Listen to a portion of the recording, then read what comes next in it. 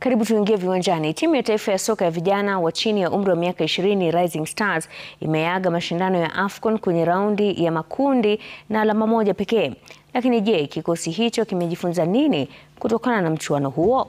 Lukman Mahmud na taarifa kamili. Kuteleza sio kuanguka ndio msemo mkuu ambao vijana hao wa kocha Salim Babu wanaondoka nao hapa Misri. Licha ya kuzoa alama moja pekee, chipukizi hao wa Kenya walitangulia kufunga kwenye mechi zote tatu, ila kudhibiti mchezo ikawa kazi kubwa inayohitaji kufanyiwa tathmini. As much as ndio tulikuwa tumeingia camp prepare for like 2 months.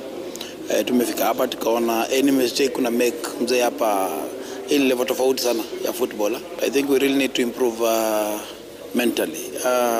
Most of us and most of our players, you see the way we play, tukiwa tunaongoza like 1-0 and then we can't cope under pressure. We have to under pressure tunasakam, lazima tunapata tuna concede.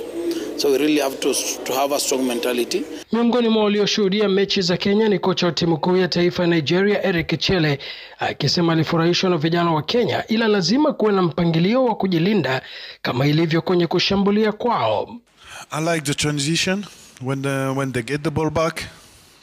They try to make some fast attack, and they have 4 players in offense who are so fast. They are so fast. They are strong, and they can score at every moment. So I think they need to work on defense.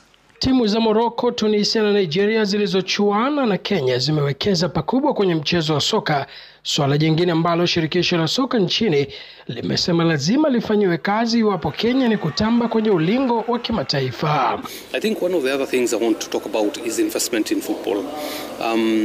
Some of the countries we played with today have invested in football over a very long period of time. They have the right infrastructure, they have academies, they have a lot of their players also who are playing professional football outside the continent and within the continent.